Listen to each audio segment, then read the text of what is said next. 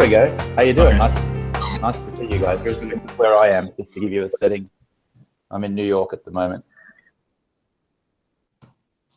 Cool. So nice. Yeah. So about 3 years ago, maybe two and a half years ago, I was sleeping 7 or 8 hours a night, but I would always wake up feeling a little bit tired and irritable, and I didn't know why. I was working out pretty consistently. I eat really well. I'm a paleo enthusiast, so I eat lean meats and vegetables, and I get lots of sunlight. I do lots of exercise. And so I'd go to sleep, and yes, I'd get 7 or 8 hours sleep, which is what everyone says you should sleep in order to have a healthy life. But I was still feeling like a little bit irritable in the morning, and I was just, what the hell's going on? And then I was in Palm Springs about 18 months ago with a friend of mine, Mark Dahmer, who's a Hollywood personal trainer and a health enthusiast. And he was wearing a pair of bright orange safety goggles. You know those goggles that people wear when they're like mowing a lawn or they're doing construction, or like you wear on a shooter range. And we were out at a pretty fancy restaurant in Palm Springs. And I looked at him, I said, Mark, what the hell are you doing? Take those things off. There are attractive women at the other table. You're embarrassing me and you're embarrassing yourself. And he said to me, well, no, I'm going to keep wearing these glasses. And I said, well, why? Why are you doing that? And he said, because the orange lens blocks the blue light from the light in the restaurants and the street lights, and therefore I'm going to have a great night's sleep tonight. And I was like, what are you talking about? And he then went on to explain a little bit about how today we're living in this world where there's too much light at night.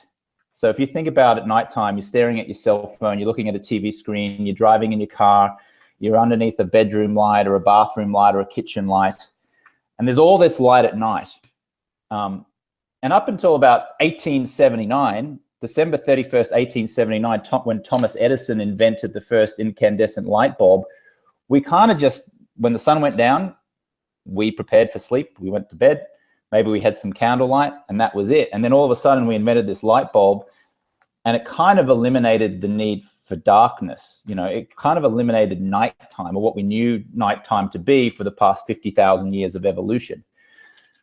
Fast forward to today, 2016, there's just light everywhere. And what this light is doing is that it's hitting our pituitary gland, and that is preventing our body from naturally producing the hormone melatonin. And melatonin is the most important thing that you need in order to feel sleepy, in order for your body to prepare for sleep, in order for you to fall asleep quickly, in order for you to have that deep REM sleep, that deep restorative sleep throughout the night, in order for you to really repair all the damage that you've done to your body and your mind throughout the day and wake up feeling fresh and energized. So I went back from Palm Springs after Mark had explained this to me, and I put on a pair of ski goggles. I had these kind of like ski goggles that I used to take up to Park City, Utah with me. And I put them on for about a week to test whether my sleep improved. And I remember watching the AMC TV series Mad Men every night before I went to sleep. And I put these ski goggles on. If anyone walked in on me, they would have gone, what the hell are you doing? But my sleep actually, I found myself getting sleepier quicker. And then when I woke up in the morning, I felt like noticeably more refreshed. And then I was like, well, maybe this is a placebo effect. You know, I should probably try this out for another week or two. And the same thing happened. My sleep just improved if I wore these ski goggles 90 minutes before I went to sleep. And then took them off and then slept throughout the night.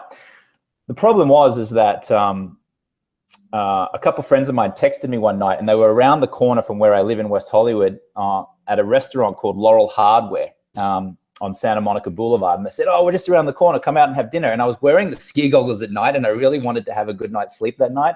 And I was in this quandary, like, am I really going to go to a restaurant wearing a pair of ski goggles, or am I like stuck in my home because I don't want to, you know, I don't want to remove the goggles and have a poor night's sleep. And that was when the idea hit me. How can I produce, you know, a stylish enough or a fashionable enough pair of blue light blocking glasses where the orange lens bounces off or blocks that blue light, enabling your body to create melatonin in order for you to get a good night's sleep, and actually really inspire me to wear it out and about. socially with friends. And so people would look at me and go, oh, they're interesting. Tell me about those, as opposed to why are you wearing ski goggles or construction goggles at night? So that's really how I came up with this product. These are called Swannies blue light blocking glasses. But in general, even if you just take away the glasses element of it, our sleep in 2016 is being disrupted by too much light at night. For 50,000 years, when the sun would go down, we would light a fire, and then we would get sleepy and we'd go to sleep, and then we'd wake up the next day when the sun would rise.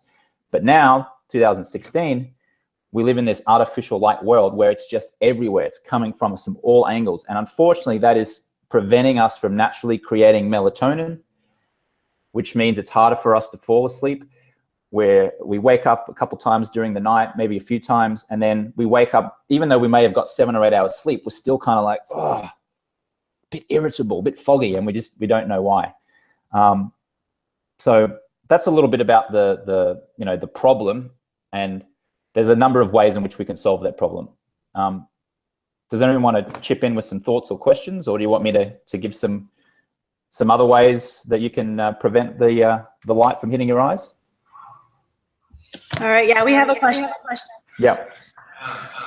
What time do you typically advise people to put the glasses on at night? Yeah, so about 90 minutes to 2 hours before you want to fall asleep. So I'm wearing them now, even though it's the daytime. I mean, I'm wearing them now just for marketing purposes and for educational purposes. Specifically to block the blue light that prevents you from creating melatonin. If you put these on 90 minutes, 2 hours before sleep, that is enough for your body to start producing the melatonin. So then when you actually fall asleep, you're going to spend longer in that deep REM restorative phase, because it actually takes about that amount of time for sufficient melatonin to build up for you to spend the optimum amount of time in that deep REM sleep. Now, you can also wear them during the day, because here's the thing, you actually want blue light during the day, right? The sun actually is the greatest source of blue light. But you want blue light in the day because you want your body's internal clock, called your circadian rhythm, to know that it's daytime. But we're also stuck at computers all day, right? And we're staring at this screen. So I use these as a secondary purpose to reduce my eye strain from continued computer use. I won't wear them all day. I might put them on for like 15 minutes at a time, take them off, go and do some other things. If I'm staring at the screen and I'm starting to get a little bit tired, I'll put them on again just for 10 or 15 minutes. The most benefit you can get from this is at nighttime, 90 minutes before sleep. There's a couple other things you can do as well, which are free. You should download the app Flux, F.LUX, on your computer. And what that does is that it automatically reduces the brightness level of your screen at the time when the sun is going down and when it's nighttime. And then the other thing, I have an iPhone. There's an app called Night Shift as well. If you have the latest software downloaded, you can, if you just, I'll see if I can do it here. If you just, hang on, let me just see this. So yeah, if you go into your settings and it says Night Shift, you can just turn that on. And again, same thing, it'll lower the brightness level of your cell phone, which will also reduce the amount, your blue light exposure at nighttime.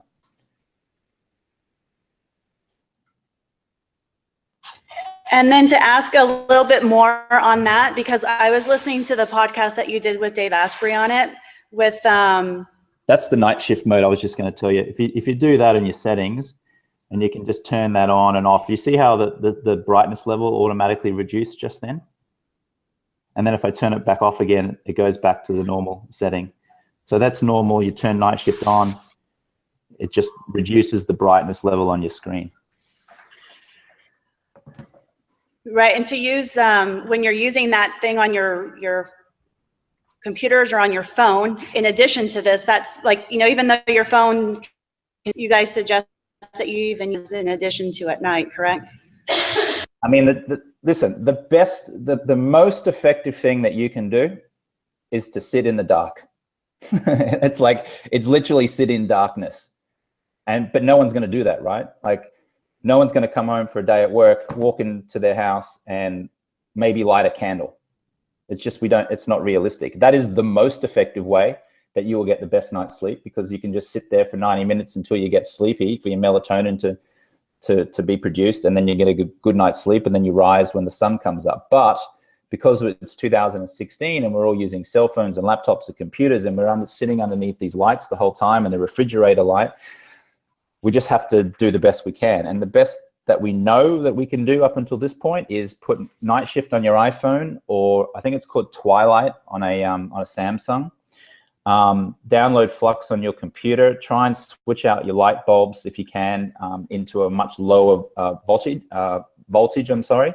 There's a company I just came across this week and just had a meeting with them. We might do some business together actually, which actually sells light that is very soft and doesn't have as much of that blue light in.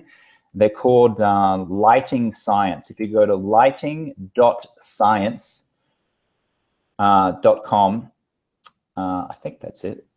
Yes, there it is. And they have some light bulbs.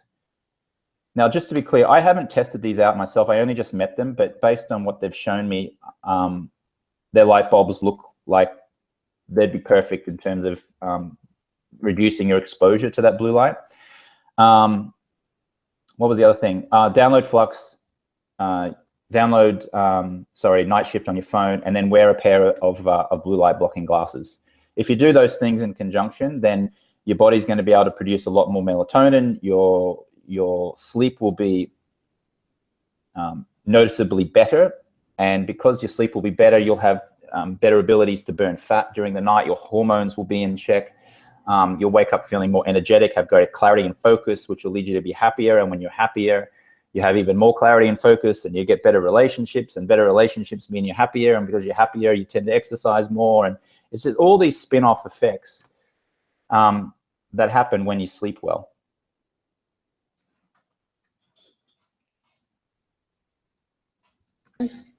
So far, yes, ma'am. What's the significance of the orange lens? I'm sorry. Do you hear that? The significance of the orange lens? Yeah, so orange is the exact opposite of the color blue, and the orange lens is what prevents the blue light from getting through. The more orange the lens, the more blue light you can block. In fact, there are glasses on the market which have red lens, and they block even more. You don't need to block that amount of blue light, quite frankly, for the melatonin production. So what we've found is that the orange lens is the most effective in terms of blocking the blue light wavelength that specifically disrupts your melatonin production.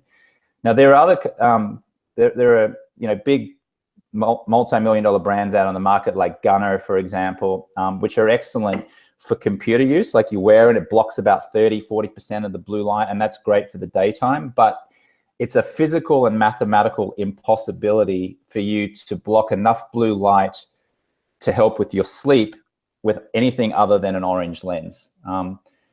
There are yellow lenses out there, but that's when they start to block only like 40-50% of the blue light that suppresses your melatonin. So the more orange they are, the more blue light you're going to block, and the greater chance you're going to have for natural melatonin production. I mean, look, if there was a way to have a clear lens so you didn't have to wear orange, then I'd be a billionaire and we'd all be sleeping perfectly, because everyone could just be walking around with clear lenses. Having said that, maybe I'm biased because it's my product, but the orange lens is a great talking point. Like, if you go out at night, like it's not so unstylish that it's like, oh, that's a bit much. It's just stylish enough that people are interested. Like, what are they? Tell me about those. And then it gets into a conversation that everyone wants to try them on, and it's like a cool conversation starter. Wearing ski goggles and workman safety goggles are not. It's a conversation starter, but for the wrong reasons.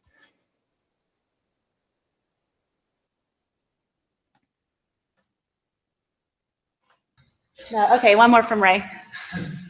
I'm curious if you have any if you do any group discounts for maybe particularly students who are thousands of dollars in debt. Well, one of the things, James, as well, is that I have these two that are right behind me. I had them use the glasses as well, and they have, Ray's been using them for the last week, and then Deanna used them for a few because she works on the computer, and they both they didn't want to give me back the glasses. So I got them back, but I'll let you address what Ray has asked. Yeah, sure. Anyone who's here, I'll give you how's a 40% discount on the glasses? Thank you. Right on. What other kind of things would you have for sleep-wise besides these awesome glasses that you have found through? Yeah. So the best thing you can do is get morning sunlight. First thing in the morning, make sure you go out on your patio or your porch or your front yard or wherever you're living and let the sun hit your eyes and hit your skin.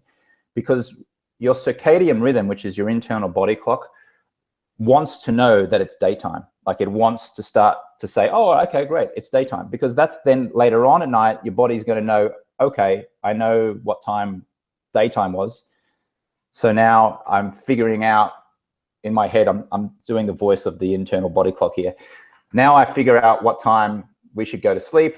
And so then your body starts to naturally want to produce melatonin about 90 minutes, 2 hours before you actually go to sleep. So even though we're talking about block blue light, block blue light, block blue light, ironically, you want to get as much blue light as possible from the single biggest producer of blue light, the sun, first thing in the morning. So when you wake up, go outside.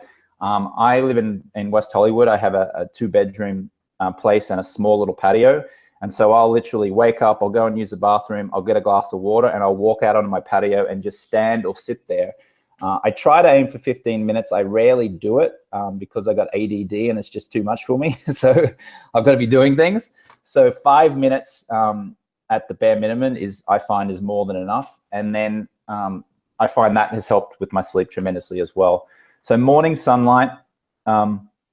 The other thing you can do at nighttime is magnesium. There's a magnesium spray and a cream. I'm just developing one at the moment. We haven't launched it yet. We're just experimenting with a few suppliers. But if you didn't want to wait until my stuff came out, you could go on Amazon and just get a magnesium spray or a magnesium cream. It's the building blocks of melatonin as well. So you can rub it under your armpits, or on the inside of your wrist there where there's a lot of blood flow, or you can spray it on. And that fosters great melatonin production also. Really simple things that work for all kinds of ailments, which is just good nutrition and regular exercise. I mean, it's a huge thing. If you're exercising and you're healthy, then your circadian rhythm is in check. You're going to naturally feel tired towards the end of the day. If you've exerted yourself, it's going to help you get to sleep. Imposing a curfew on your electronics in general, like it's hard, right? Like everyone goes, oh yeah, I'm going to switch off my phone and TV 90 minutes before I go to sleep. The reality is that none of us end up doing that. But if you can do that, that's going to be hugely beneficial to you. Blacking out your room, so having very thick curtains that prevent the light from shining through as you go to sleep, either from like a street light outside, and also preventing the light from waking you up too early in the morning. Because as soon as like even just a little bit of light comes in and touches your skin, those receptors on your skin, your circadian rhythm starts to go, oh, it's daytime. So it might be in July, for example, where we have very long days, or let's say it's June 24th, I think is the summer solstice around there, where the sun doesn't go down until very late and it rises very early. You might not want to wake up at 5:30 in the morning, and yet at 5:30 there's little bits of sunlight coming through hitting your skin, and even though you're still sleeping, your body is still starting to have a physiological effect where it's starting to prepare to wake up, which is going to cause you problems later on at night when you want to sleep, because you've got up an hour and a half, 2 hours before you should have. And so maybe you're feeling a little bit tired and lethargic again, even though you've got 8 hours sleep. So blocking out your curtains, or putting Velcro or tying them together, or just buying a new set of very thick, heavy curtains to block that light is certainly very important. Exercise in the morning is really good. They did this study at the I think it's called Appalachian State University, and they found that morning workouts are best if you want to get the best sleep at night. And the researchers tracked the sleep patterns of participants who worked out at 3 different times. So the first time was at 7 a.m., 1 p.m., and 7 p.m. So they tracked a 7 a.m. workout, people who did a 1 p.m. workout, and a 7 p.m. workout. And those who exercised at 7 a.m. slept longer and deeper than the other 2 groups. And they had up to 75% more time in the deep sleep stage at night. Look, if you have no choice but to exercise in the afternoon or evening, then try to do it at least 4 hours before sleep. And that's because your body temperature rises with the workout, and your body must be as cool as possible to get the best sleep. Avoiding alcohol is huge as well. If you are going to drink alcohol, try to have your last sip a couple of hours before you know you want to be in bed, because REM sleep is significantly disrupted by alcohol in your system. You won't be able to fall into deeper levels of sleep, and your brain and body won't rejuvenate fully. And you never feel great after waking up from an alcohol-induced sleep, right? Because some people are like, oh, I just want to have a drink just before I go to bed just to make me sleepy. But yeah, it might put you to sleep, but you're going to spend less time in that deep REM restorative sleep, which is why you're still going to wake up feeling like you've got a hangover. The other thing is you have to stay really cool. It's a lot better when your body temperature is very cool. So if you can keep your room around 60 to 65 degrees, that is the optimum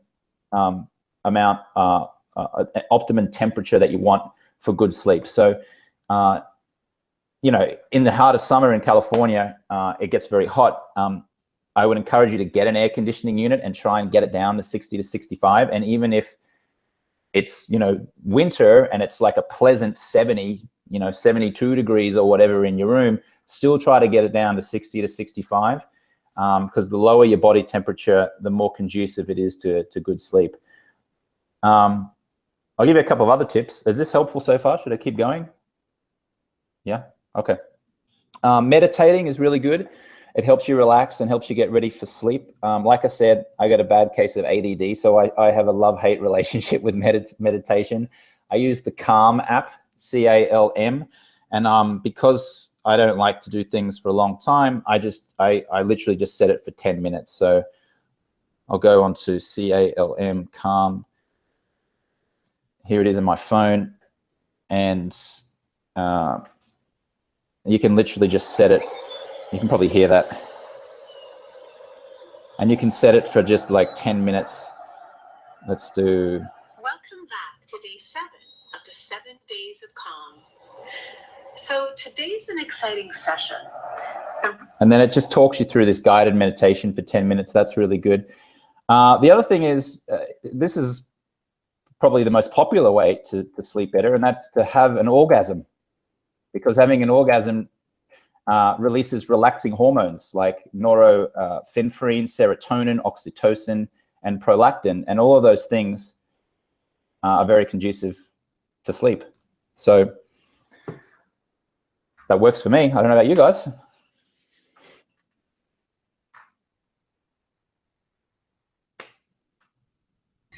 Did anybody have any other things that they want to? Just curious if you have any resources or places to buy the curtains. The curtains, do you have a resource for curtains? I don't actually. I don't have a resource for that. So yeah, if you find something, please do let me know. Yeah, I haven't looked into that. I actually already have very dark curtains, but that was more a result of the people who were in my place before I moved in than me consciously making a decision to buy those. But if you think about it, like, when you're in a hotel room, right? Most hotel rooms are super, super dark because they've got those big, heavy curtains. I mean, anytime I stay in Las Vegas, it's like if you close those curtains and you don't set an alarm, you can sleep through to like 10 or 11 or 12 and think it's 5:30 or 6 in the morning because the room is just so dark. So next time you're in a hotel, maybe just look at those curtains, see if they've got a brand on it, or just go to a curtain place, and just try and get a dark color, nice, thick, heavy color.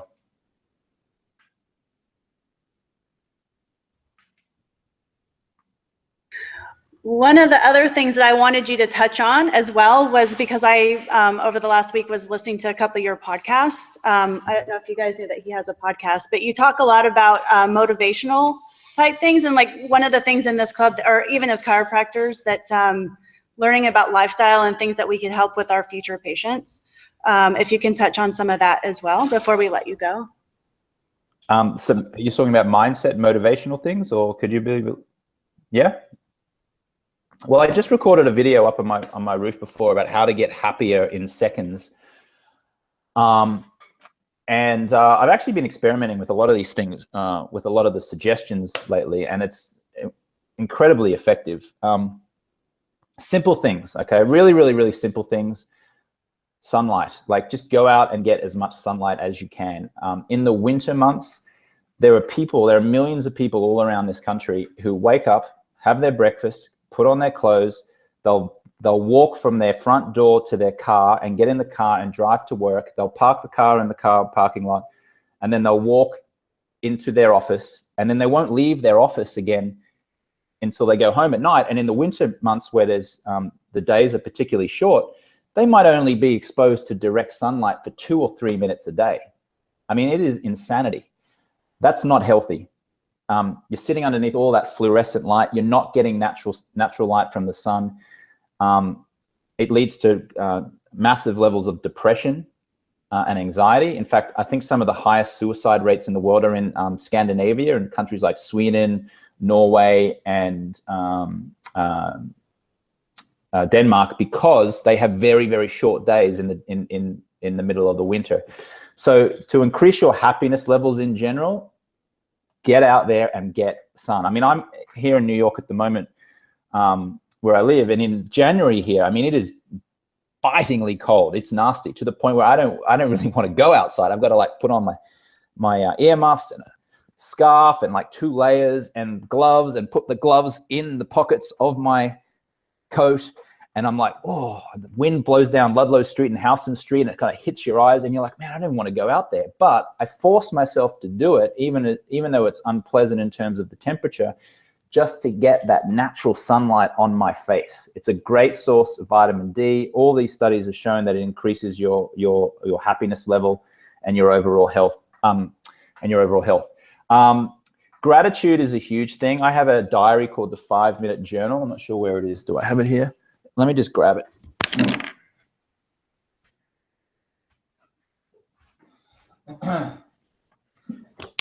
This is the 5-Minute Journal. A couple of friends of mine actually created it, and they've sold about 100,000 of these things. They're super popular, and every day it asks you, or you write in there like, I am grateful for, and it forces you to think about 3 things that you're grateful for and write it down.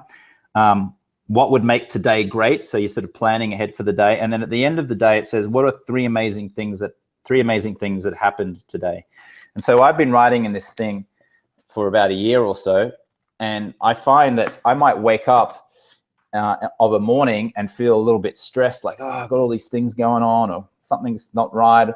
And then I'll literally just pick up my 5-minute journal, and I'll force myself to write three things that I'm grateful for, whether it's waking up in a bed, whether it's eating well, whether it's my friends or family, whether it's the fact that I see palm trees outside of my home, whether it's the fact that I live in the greatest technological time of human history, just anything. Sometimes I'm run out of things to be grateful for. So you find anything. But what it's doing is it's rewiring your brain into getting out of expectation and into being grateful for things. And appreciation, getting out of expectation and into appreciation. And studies have shown that when you appreciate things and when you're grateful, your happiness levels go up as well. A couple of weeks ago, I volunteered to go and help out at the West Hollywood Food Truck Organization. They've been serving food to the homeless for the last 35 years. And quite frankly, it was an inconvenience for me to go and do it. But I said, I want to go and test this. First of all, I want to volunteer. I don't do it enough. And second of all, I wanted to just test whether my happiness level would actually increase if I did this thing. So at 6:15 on a Wednesday night, I got in an Uber in my West Hollywood place, and went over to Hollywood. And for an hour, I stood in line serving this food to all of LA's homeless. And it gave me so much happiness. It was crazy. I mean, it wasn't like I was jumping up and down going, I'm so happy because I'm feeding homeless people. But it was like seeing people thank me and be so appreciative of me for being there and serving them food, and seeing people who were so far. When I got the Uber back to my home, I just felt like a great level of satisfaction. I mean, it was kind of selfish, right? Because you can't do anything without expecting to feel good in return. So it was a little bit selfish, but it did indeed lower my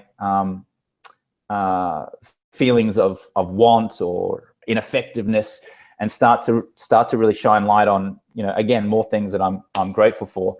There was something else. What was the other thing? Oh yeah, so they found being around friends and having a good social life also increases happiness. In fact, there are these blue zones in the world. They call them blue zones, where people tend to live between 10 or 15 years longer than the rest of the world. And what they found is that besides good health and good nutrition, it was the close friendships and relationships that people had.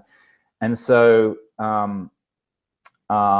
you know, I had a romantic partner up until only like 3 weeks ago. We've transitioned out of the romantic nature of our relationship into more of a platonic friendship one. And it was hard for both of us because we were so reliant on one another for like a year, and all of our free time we would spend together. And then for the past 3 weeks, she's been expressing her loneliness and I've been feeling my loneliness. And it's because we're not in those social circles that we were in. It's because we don't have that constant being around a group of friends and having conversation. It was just me and her for a year, plus some friends. But as soon as that ended, it was like, huh, it's Friday night. I'd usually be with my girlfriend. Now I'm not. Wow, I'm lonely. What am I going to do? And so I actually could feel my happiness level dropping down, because I was like sitting in my 17th floor apartment in New York City looking out at an amazing view, and I was feeling like completely alone. And so strategically, I then phoned a couple of my guy friends here, and I said, listen, I'm in town, let's do something. And one of the guys said, yeah, we'll meet up next week. And I said, well, have you got any other friends that I can meet before next week? Because that'll be like 3 or 4 days where I'll be like hanging by myself and not doing anything.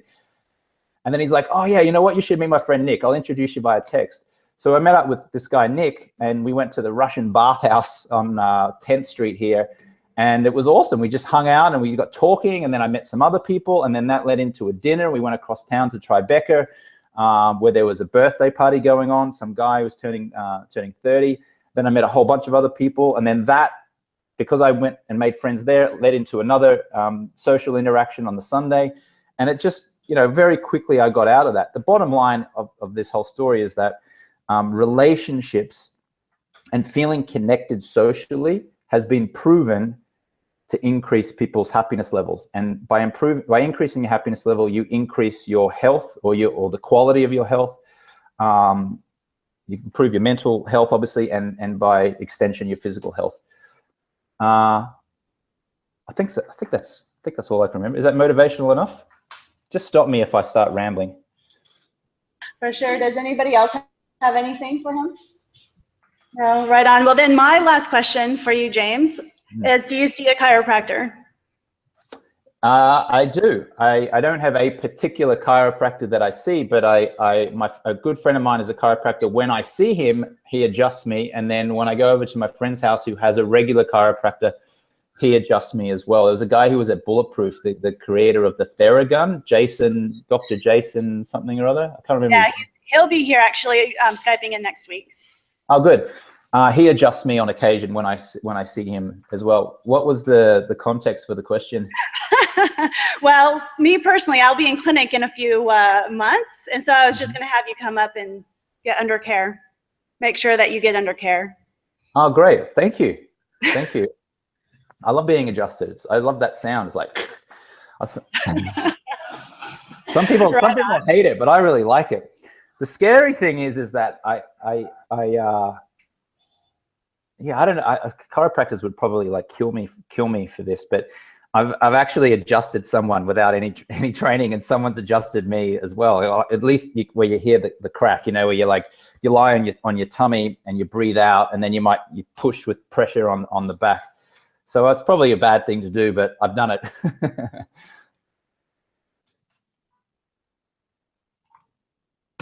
All right. Well, I think that's all that we have. Or we want to thank you for making time for us today.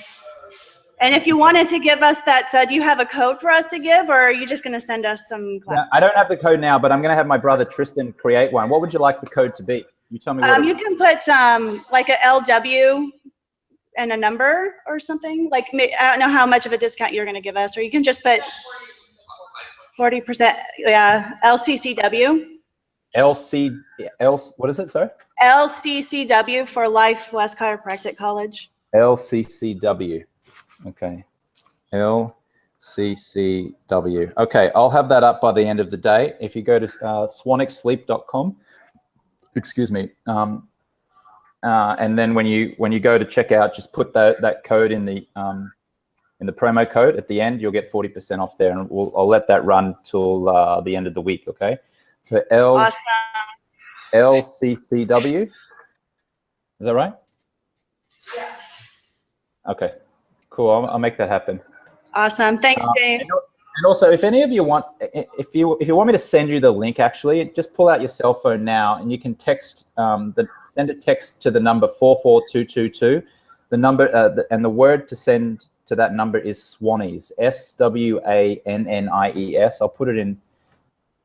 Okay, send the word. I'll type it in here so you can see it. To send the word Swannies to 44222. So if you do that now, there'll be an automatic text message that comes back asking for your email address, and I'll email you the link to the glasses so you can then just put the code in.